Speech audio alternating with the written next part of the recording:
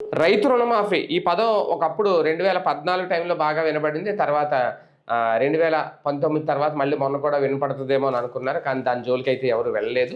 ఇప్పుడు మళ్ళీ తాజాగా ఒక నిర్ణయం తీసుకుంది రాష్ట్ర ప్రభుత్వం. అయితే అమరావతిలో ఇప్పుడు భూ సమీకరణ రెండో విడత ఏదైతే ఉందో దానికి సంబంధించి భూములు ఇచ్చే వాళ్ళ కోసం ఇప్పుడు రైతు రుణమాఫీ చేయబోతున్నారు అనేది ఒక ప్రకటన చేశారు. అది కూడా ₹150,000 అంటే గరిష్టంగా అన్నారు. మరి దాని విధి విధానాలు ఇంకా ఏమన్నా వస్తాయా, లేదంటే 150,000 వరకు రుణమాఫీ చేస్తారా ఏంటి అనేది ఒకటి. కానీ రుణమాఫీ అయితే చేయబోతున్నారు. దానివల్ల ఇక్కడ కీలకమైన అంశం ఇప్పటికే రెండో విడత భూ సమీకరణలో భూములు ఇవ్వడానికి చాలామంది ముందుకు రావట్లేదు అనేది. ఆ భూములు ఇస్తే కానీ వీళ్ళు అనుకున్న అంతర్జాతీయ ఇంటర్నేషనల్ ఎయిర్పోర్ట్ కానీ, లేదంటే వాళ్ళు అన్నట్టు స్టేడియం కానీ, లేదంటే రైల్వే స్టేషన్, ఇవన్నీ పెద్ద పెద్దవన్నీ రావాలంటే ఈ భూములు చాలా కీలకం. దాదాపు 50,000 ఎకరాల భూ సమీకరణకు నిర్ణయం తీసుకున్న నేపథ్యంలో ఒక రకంగా ఇది రైతులకు శుభవార్త, ఒక బంపర్ ఆఫర్ ప్రకటించిందా?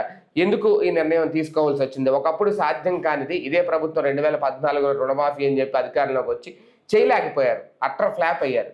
లేదు ఇక్కడ ఈ ప్రాంతం వరకే కాబట్టి ఇందులో కూడా ఏదో రూల్ పెట్టారు, 2026 జనవరిలోపు తీసుకున్న వాళ్ళకని ఈజీగా చేసేయచ్చా? ఇదే అంశం మీద చర్చించే ప్రయత్నం చేద్దాం. సార్, రుణమాఫీ అనేది ఒక రకంగా టీడీపీకి వర్కౌట్ కాదేమో, ఇంక వదిలేశారు దాన్ని అనుకున్నారు. ఓకే, ఇది రాష్ట్రం అంతా కాదనుకోండి, కానీ ఈ నిర్ణయం తీసుకోవడం వెనక కారణం ఏంటి? ఎంతవరకు సక్సెస్ అవుతుంది? అంటే ఇంతకుముందు కూడా ఈ విషయంలో సక్సెస్ అయ్యారు. టోటల్ రుణమాఫీకి సంబంధించి ప్రాబ్లం వచ్చింది, కానీ అమరావతిలో లాస్ట్ ట్రిప్ కూడా ఈ భూములు 29,000 ఎకరాలు తీసుకున్నటువంటిది ఉంది కదా, 29,000 మంది 32,000 ఎకరాలు వాళ్ళకు కూడా రుణమాఫీ చేశారు. అయితే అంత వీళ్ళు చెప్పినంతటి అప్పు వాళ్ళ దగ్గర ఉండదు. వీళ్ళు కట్ ఆఫ్. ఇప్పుడు మనం చంద్రబాబు గారు వస్తారు రేపు పొద్దున మన భూమి తీసుకుంటారని ఏమి అప్పులు కట్టకుండా ఉన్నాం కదా. అదే కదా, ఒక రైతు సాధారణంగా ఇప్పుడు ఈ సీజన్ లో అప్పు తీసుకున్నాడు, నెక్స్ట్ సీజన్ కట్టేయాలి కదా. అంతే, అవును. కట్టకపోతే బ్యాంక్ ఏం చేస్తుంది? సహకార బ్యాంకులు అనుకోండి తెలివిగా, అది కట్టేసినట్టు రాసుకుని మళ్ళీ కొత్త అప్పు ఇచ్చినట్టు రాస్తాయి. మీకు ఐడియా ఉంది కదా. పల్లెల్లో ఏం చేస్తారు, కోఆపరేటివ్ బ్యాంకులో మనం ఇప్పుడు 1,00,000 జమ చేసేసుకున్నట్టు చూపెట్టేసేసి మళ్ళీ కొత్త అప్పు ఇచ్చినట్టు రాస్తారు. అంతే, ఎందుకంటే అక్కడ లేకపోతే వాళ్ళకి రికవరీ కింద బ్యాంకులు ఇబ్బంది పడతాయి. కాబట్టి అట్లాగా తిరగ రాసుకోవడం జరుగుతుంటది. అలా క్లియర్ చేసినట్టు మళ్ళీ అప్పు తీసుకున్నట్టు, సేమ్ వడ్డీ కట్టలేకపోతే ఆ వడ్డీని కూడా కలిపి అదనంగా అప్పు పెట్టినట్టు రాస్తారు. అక్కడ డాక్యుమెంట్ ఎట్లాగో పొలం కాగితాలన్నీ వాళ్ళ దగ్గరే ఉంటాయి కాబట్టి ప్రాబ్లం లేదు. కోఆపరేటివ్ సెక్టర్లో అదే జరుగుతుంది. ఇక మిగతా బ్యాంకుల్లో అంటారా, ఇవ్వకపోతే కనుక జప్తు చేస్తారు వాళ్ళు. వాళ్ళు ఏం ఊరుకోరు కదా. కాబట్టి ఎప్పటికప్పుడు కట్టేస్తుంటాం మనం. ఇప్పుడు ఇందులో చేస్తున్నది ఏంటి అంటే, పెద్ద అప్పులు ఉన్నోళ్ళకి ఉపయోగం ఉంటుంది. 1,50,000 అట్లా కట్టని వాళ్ళకి, అంటే పిల్లల చదువులకి, పెళ్ళిళ్ళకి, పర్సనల్ అవసరాలకు కూడా మనం వ్యవసాయం చేసినా చెయ్యకపోయినా మన భూమిని పెట్టుబడిగా పెడితే 7.5% వడ్డీకి వ్యవసాయ రుణం వస్తుంది. తక్కువ వడ్డీకి వస్తుంది వ్యవసాయ రుణం అయితే. అదే పర్సనల్ లోన్ అయితే మీకు 15 నుంచి 19% పడుతుంది లోన్ ఇంట్రెస్ట్. కాబట్టి రైతులు భూమి ఉన్న ప్రతి ఒక్కళ్ళు కూడా భూమిని పెట్టుబడిగా పెట్టి లోన్స్ తీసుకుంటారు. అది ఫార్మర్ అంటే రైతే అని కాదు. ఇప్పుడు భూముల్ని చాలా మంది ఏం చేస్తారు, లీజులకి ఇచ్చేస్తారు, కౌలుకి ఇచ్చేస్తారు. కౌలుకి ఇచ్చేసి కౌలుదారికి కాగితాలు ఏమి ఇవ్వరు కదా. కౌలుదారు అతను ఎక్కడో ప్రైవేట్ అప్పు తెచ్చుకుంటాడు బయట నుంచి.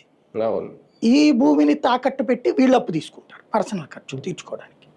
ఇది సహజ సిద్ధంగా జరిగేటటువంటి పరిణామం బేసిక్గా. అందులో భాగంగా ఇక్కడ తీసుకున్న అప్పులు ఏవో ఉంటాయి, వాళ్ళు ఇప్పుడు ఆ తాకట్టు పెట్టుండగా ఆ భూమి ఇచ్చేస్తే ప్రభుత్వం లిటిగేషన్ పడుతుంది. ఆ భూమి తాకట్టు పెట్టుండగా ప్రభుత్వం తీసుకుందనుకోండి, కోర్టులు కేసులు వేస్తాయి రేపు పొద్దున. ఇప్పుడు మన తెలంగాణలో SBI బ్యాంక్ ల్యాండ్ని తెలంగాణ గవర్నమెంట్ వేలం వేస్తాడు, అబ్జెక్షన్ పెట్టలా, తర్వాత మళ్ళీ ఏదో బెదిరించి మార్చుకోవాల్సి వచ్చింది. ఇక్కడ అట్లాంటిది లిటిగేషన్స్లోకి వెళ్ళిపోతుంది. ల్యాండ్ ఏ పని చేయలేదు రేపు పొద్దున. అందుకని ఇక్కడ చేసే పని ఏంటి అంటే, ఖచ్చితంగా ఆ భూమి అప్పులు తీర్చి మాత్రమే తీసుకోగలుగుతుంది ప్రభుత్వం. అందుకోసం రుణమాఫీ చేస్తుంది ఈటెట్లో అమరావతి. అది భూ సమీకరణకు సంబంధించిన భూమికి మాత్రమే ఇది, అందరు అమరావతి రైతులకు కూడా కాదు. అదే ఇప్పుడు ఏ గ్రామాల్లో అయితే భూ సమీకరణ జరుగుతుందో కొత్తగా చేయబోతున్న చోట కొత్తగా చేయబోతుంది. సరే, ముందు విడతలో 30,000 ఎకరాలకు కూడా చేశారా సార్? చేశారు. 32,000 ఎకరాలకు కూడా అట్లాగే చేశారు. రుణమాఫీ చేసి వాళ్ళకి కౌలు పెట్టారు. మొదట్లో 25,000 ఇచ్చారు, అది పెంచుకుంటూ పోయారు తర్వాత ఏడాదికి కొంచెం కొంచెం అని. ఇవాళ నేను మొన్న ఈ మధ్యన ఒక హాస్పిటల్లో ట్రీట్మెంట్కి సంబంధించి మా వాళ్ళకి సంబంధించి ట్రీట్మెంట్కి వెళ్ళినప్పుడు ఈ అమరావతికి సంబంధించినటువంటి ఒక ఇట్లా భూమి ఇచ్చి కౌలుకి ఇచ్చి అదే ఆ కాగితం తీసుకున్నారు కదా, అట్లాంటి ఒక ఆవిడ మా పక్క బెడ్ మీద పేషెంట్ వాళ్ళ అమ్మాయి అనమాట. ఆమె చెప్పడం ఇప్పుడు వాళ్ళకి 50,000 వస్తున్నట్టు కౌలు ఏడాదికి. ఇవాళ నిన్న మళ్ళీ ఈ కేబినెట్ మీటింగ్ లో మళ్ళీ పెంచారు, మేబీ ఇప్పుడు 60,000 వస్తుందేమో. 50,000 నుంచి 60,000కి పెంచారంట. అది మరి ఆటోమేటిక్ గా 60,000 రూపాయలు కౌలు ఎవడండి ఇచ్చేది 60,000 వాటి రోజున. నిజమే కదా, 25,000 30,000 వస్తే గ్రేట్, మంచి మామిడి తోటలకే రావట్లేదు. అంతే కదా, 60,000 రూపాయలు. నేను మొన్న ఇక్కడ నూజివీడి దగ్గర అది కనుక్కున్నప్పుడు ఎకరానికి వచ్చేటప్పటికి అంటే ఎవరైనా మనం భూమి కొనుక్కుని వాళ్ళకి కనుక ఇచ్చామనుకోండి ఎకరాకు 30,000 ఇస్తామంటారు. అవును, అట్లాంటిది 60,000 చాలా మంచి ఇదే అనమాట. ఏది అది కూడా 11 సంవత్సరాల తర్వాత, ఎందుకంటే వాళ్ళు వచ్చాక ఒక ఏడాదికి గది తీసుకుంది.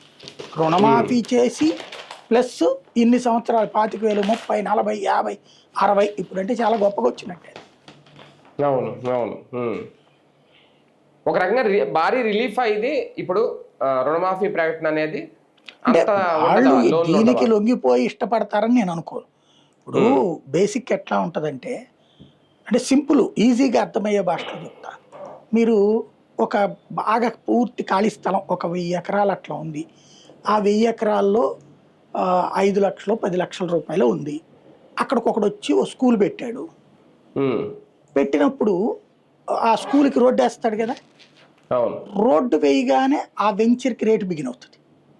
ఈ 5 లక్షల రూపాయలు 7 అవుతుంది 10 అవుతుంది 12 అవుతుంది 15 అవుతుంది 20 అవుతుంది. ఆ టైంలో వచ్చి పక్కన ఉన్న భూమి నాకు 5 లక్షలకి ఇవ్వమంటే ఇవ్వడు కదా రైతు.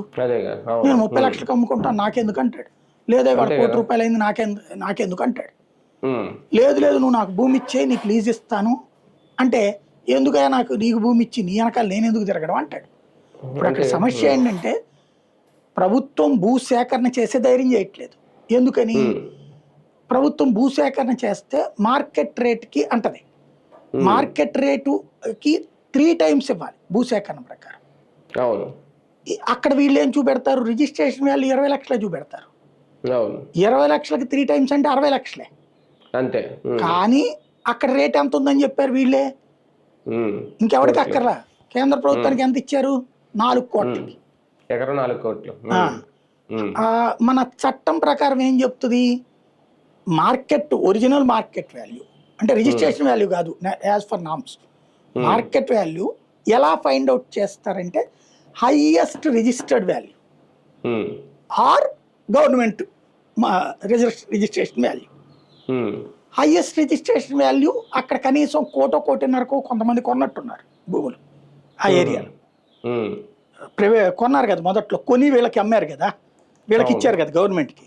కొంతమంది ధనవంతులు ఏం చేశారంటే పర్మనెంట్ ఇన్కమ్ వస్తుందన్న ఉద్దేశంతో 1 కోటి 1.5 కోటి కొని వీళ్ళకి ఇచ్చారు గవర్నమెంట్కి. ఇచ్చి 1200 గజాలు తీసుకోవడం ఈ కాన్సెప్ట్ కింద ఇచ్చారు. కనీసం 60 లక్షలకు కొని ఉంటారు నాకు తెలిసి రిజిస్టర్డ్ వాల్యూ. 60 లక్షలకు కొంటే 3 అంటే ఎంత వస్తుంది, 1,80,00,000 ఇవ్వాలి. ఒకవేళ ఏ రిజిస్ట్రేషన్ వాల్యూ అక్కడ కూడా 20 లక్షలు ఉందంటే కనుక గవర్నమెంట్ రేపు పొద్దున్న లాక్కోవచ్చు. సుప్రీంకోర్టు తీర్పు కూడా భూసేకరణలో ఎట్లా ఉందంటే హీ షుడ్ యాక్సెప్ట్. తప్పనిసరి పరిస్థితి అయితే కోర్టులో మేము ఇక్కడ పని చేయలేకపోతున్నాం వీళ్ళ వల్ల, మేము ఇంత ఇస్తామన్నా కూడా ఒప్పుకోవట్లేదని కోర్టు ద్వారా డబ్బులు ఇచ్చి తీసుకోవచ్చు, స్వాధీనం చేసుకోవచ్చు. అంతేగాని ప్రభుత్వం బలవంతంగా స్వాధీనం చేసేసుకుని చేయడానికి కుదరదు. అలా లేకుండా ఉంటుంటే అంత చట్టబద్ధంగా మనం చేసేయచ్చు, మన చేతిలో పవర్ ఉందనుకుంటే, మొన్న ఇప్పుడు జగన్ కలిసిన వాళ్ళు ఏం చెప్పారు, వాళ్ళని ప్రైవేటు దందా ఎట్లా చేస్తున్నారో అట్లా చేస్తున్నారు కాంట్రాక్టర్ ద్వారా. భూమి ఉంది, అటు ఇటు వాగయ్యో ఉన్నాయట, వాగు చెరువు మధ్యలో ఉన్న వీళ్ళ భూమికి అటు ఇటు కోసేశారు. అంటే భూమి దగ్గరికి వెళ్ళలేడు ఇక రైతు. అట్లా భయపెట్టి లాక్కునే ప్రయత్నం చేస్తున్నారని కదా మన జగన్కి చెప్పింది కొంతమంది, అందరూ కాదు కొంతమంది. అట్లా ఇప్పుడు వీళ్ళకి కావాల్సింది అక్కడ ఎయిర్పోర్టు, అక్కడ ఇది. సమస్య ఎక్కడ వచ్చిందంటే మొట్టమొదటిసారి ఇచ్చినటువంటి వాళ్ళు 11 నెలలు అయ్యేనా కూడా, 11 ఏళ్ళు అయినా కూడా ఇప్పటికి కూడా రానోళ్ళు ఉన్నారు కదా. వచ్చిన వాళ్ళు ఉన్నారు, రానోళ్ళు ఎక్కువ మంది ఉన్నారు. ఇంకోటి పొజిషన్ చూపించని భూమి ఉంది అక్కడ స్టిల్ నౌ. కాంట్రవర్సీస్ వచ్చిన భూములు ఉన్నాయి. నేను ఇప్పుడు నా భూమి నేను కంఫర్ట్గా సేద్యం చేసుకుంటా, నేను అమ్ముకుంటా. నేను 10 లక్షలకు అమ్ముకున్నా అది నా ఇష్టం, నా చేతిలో ఉంటుంది. అంతే కదా. నీకెందుకు ఇవ్వాలి అన్నటువంటిది ఇప్పుడు వాళ్ళు అడుగుతున్న పాయింట్. నువ్వేమంటున్నావు? రాష్ట్ర ప్రయోజనాల కోసం అంటున్నావు. రాష్ట్ర ప్రయోజనాల కోసం అన్నప్పుడు నువ్వు డబ్బులు ఖర్చు పెట్టు అంటున్నారు వాళ్ళు. అక్కడ తేడా వస్తుంది. సార్ నిజంగా ఈ భూములన్నీ వచ్చేస్తే భారీ ప్రాజెక్టులు అంటే వీళ్ళు చెప్తున్న పెద్ద ఎయిర్పోర్ట్ లేదంటే ఇంటర్నేషనల్ స్టాండర్డ్ తో కూడా స్టేడియం ఇవన్నీ వచ్చేస్తాయా? దీనికోసమేనా ఇంత ఇది? ఓ 10 ఏళ్ళు పడతాయండి అవన్నీ రావడానికి. ఒకేసారి కట్టేయలేరు కదా. ఇప్పుడు పూర్తి కాలేదు ఇంకా. ఈ కన్స్ట్రక్షన్స్ అయ్యేటప్పుడు గవర్నమెంట్ భవనాల వరకు అవుతాయి నాకు తెలిసి. మిగతా అన్ని పూర్తి కావాలంటే ఇప్పుడు భోగాపురం ఎయిర్పోర్ట్ ఎప్పుడు 2017 టైంలో బిగిన్ చేసినటువంటి, అది పూర్తయి కన్స్ట్రక్షన్ ఇప్పుడు అయ్యింది. 10 ఏళ్ళు పట్టిందా? 10 ఏళ్ళు పట్టింది. ఇదైనా 10 ఏళ్ళు పడుతుంది కదా ఎయిర్పోర్ట్ కట్టడం అంటే, ఇంటర్నేషనల్ ఎయిర్పోర్ట్ అంటే. ఇంకోటి ఏంటంటే ఇంటర్నేషనల్ ఎయిర్పోర్ట్ ఆ ఏరియాలో ఒక పెద్ద సమస్య ఉంది. వాటర్ స్టాగ్నేటెడ్ ఏరియా కదా. అంటే భూమి కంటే హై లెవెల్లో కట్టాలి అది. మీకు అది మట్టి నేల కదా, చౌడు నేల కదా. చౌడు నేల, చౌడు కాదు అదే దాన్ని ఏమంటారు, నల్లరేగడి మట్టి కదా. నల్లరేగడి నేల. నల్లరేగడి నేలలో భూమి కుంగే స్వభావం ఉంటుంది, బురద స్వభావం ఉంటుంది. అట్లాంటి చోట్ల రేపు వర్షం వచ్చినప్పుడు అడుగున భూమి తీయిందనుకోండి సమస్య కదా. కాబట్టి చాలా ఎక్కువ కష్టపడాలి అక్కడ. ఇప్పుడు మామూలుగా భోగాపురం ఎయిర్పోర్ట్కి రన్వేకి అయ్యే ఖర్చు కంటే ఇక్కడ డబుల్ అవుతుంది. ఇప్పుడు ఈవెన్ బిల్డింగులకి వైసీపీ వాళ్ళు తిడుతున్నారు, డబుల్ ఖర్చు పెట్టారు ఇవన్నీ లంచాలని. అది లంచాలు కాదు.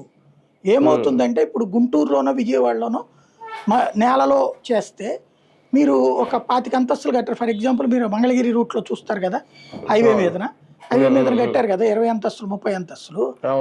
అక్కడ కట్టిన చోట ఏమైంది, భూమి 40 అడుగులు తవ్వినా ప్రాబ్లం లేదు అక్కడ. ఎందుకని? అది కొండ నేల, ఎర్రమట్టి నేల అది, కాబట్టి ప్రాబ్లం లేదు. ఇక్కడ 20 అడుగులు తవ్వేటప్పుడు నీళ్ళు వస్తాయి. నీళ్ళు వచ్చే భూమి 20 అడుగులుగా నీళ్ళు వచ్చే భూమిలో నువ్వు పునాది వేస్తే ఈ 25 అంతస్తులకు 20 అంతస్తులకు ఎలాంటి ఇష్యూ ఉంటుంది? రేపు నీకు అదైనా ఓ రకంగా చెప్పాలంటే నేలకి, అంటే మనం ఇల్లు కట్టుకునేటప్పుడు రోడ్డుకి సమానంగా కట్టామనుకోండి. ఇప్పుడు ఫర్ ఎగ్జాంపుల్ మాది ఇదివరకు ఇల్లు నేను ఇల్లు కొనే టైంకి మా ఉడా కాలనీలో 4 అడుగులు ఎత్తుంది మాది. అంటే 4 మెట్లు కిందకి దిగాల్సింది, బండి కూడా ఇట్లా కిందకి దింపుకోవాల్సింది. తర్వాత తార్ రోడ్డు వేశారు బాబు గారు ఉన్న టైంలో. ఈ తార్ రోడ్డు టైం నా ఇంటితో సమానంగా వచ్చింది. తర్వాత సిమెంట్ రోడ్డు వేశారు, ఇల్లు డౌన్ అయింది. రేపు వీళ్ళు మిగతా వాళ్ళు ఏం చేశారు, పైకి కట్టుకున్నారు. నేనంటే కొనుక్కున్నాను కాబట్టి నేను కట్టించుకోలేదు కదా, అది సమస్య ఉంటుంది. ఇప్పుడు ఆ మిగతా వాళ్ళకి ప్రాబ్లం తక్కువ ఉంటుంది, నాకు ప్రాబ్లం ఎక్కువ ఉంటుంది. రేపు ఇక్కడ కూడా ఏం చెయ్యాలి, నేల కంటే 4 అడుగులు ఎత్తును కట్టాలి. నేల కంటే 4 అడుగులు ఎత్తున అంటే ఏ బిల్డింగ్ అయినా మీరు ఇప్పుడు హైదరాబాద్లో మునిగే ఇల్లు ఏంటి, రోడ్డు కానుకోండి, లేకపోతే సెల్లార్లో నీళ్ళు ఎక్కడికి పోతాయి, రోడ్డుకి సమానంగా ఉన్న చోట లేదా రోడ్డు కంటే డౌన్ ఉన్న చోట. ఇప్పుడు రేపు స్టేడియం ఎయిర్పోర్ట్లోకి నీళ్లు పోవాలనుకుంటారా? పోకూడదు కదా. దానికి ఒకటి వీళ్ళు కట్టే కాలువలు, వీళ్ళు కట్టే రిజర్వాయర్స్ గుడ్, దాంట్లో కాకుండా కొత్తగా వచ్చే సమస్య ఏంటి, ఇవి పైకి కట్టాలి ఎయిర్పోర్ట్ అయినా ఇది. అప్పుడు ఆ ఎత్తు మట్టి లేపాలి. ఇది చాలా పెద్ద ప్రాసెస్తో కూడుకున్న వ్యవహారం. పునాది గట్టిగా ఉండాలి, పైన గట్టిగా ఉండాలి.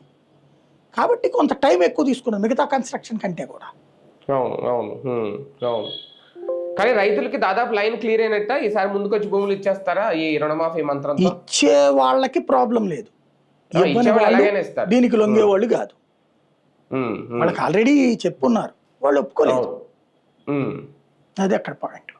అంటే ఇప్పుడు ప్రకటన చేశారు కాబట్టి అప్పులు తీరతాయని అనుకుంటే ముందుకు రావచ్చేమో. అంత సీన్ ఏమి ఉండదు. 1,50,000 రూపాయలు వాళ్ళకి లెక్క కాదు నాకు తెలిసి. ఇప్పుడు వాళ్ళు మొన్న ఏం చెప్పారు, 3-4 కోట్లు వాల్యూ చేసే ఇల్లు స్థలాలు అయ్యి మేము ఎందుకు ఇస్తామంటున్నారు. 3-4 కోట్లు వాల్యూ చేసే వాళ్ళు 1,50,000 రూపాయల కోసం కక్కుర్తి పడతారా? అది ఇక్కడ మెయిన్ సమస్య ఏంటంటే మళ్ళీ రేపు భూమి ఎప్పుడు వస్తుందో తెలియదు. ఇంకొకటి ఏంటంటే ఫస్ట్ గుర్తుపెట్టుకోవాల్సింది, బ్యాంకులు 25 సార్లు అడిగారు వీళ్ళు ఈ 12 ఏళ్లలో ఈ కాగితాలు తీసుకుని లోన్ ఇవ్వమని. మీరు అక్కడ ఈ కాగితమో ఈ ల్యాండో చూసి బ్యాంకులు లోన్ ఇవ్వడం ప్రారంభిస్తే మాత్రమే అక్కడ ఊపు వస్తుంది రియల్ ఎస్టేట్కి. అలా లేనంత వరకు కష్టమే. Okay, right. చూద్దాం. మొత్తానికి రైతులకి ఇది ఎంతవరకు ఊరటనిస్తుంది, ఈ రెండో విడత భూ సమీకరణకు ఎంతవరకు ప్రోత్సహిస్తారు ప్రభుత్వానికి. ఈ భూ సమీకరణ పూర్తి అయితేనే రెండో విడతలో వీరు అనుకున్న భారీ ప్రాజెక్టులన్నీ పూర్తవుతాయి. దానికి ఇది ఈ రుణమాఫీ సహకరిస్తుందా లేదా అనేది ఇంక వేచి చూడాలి.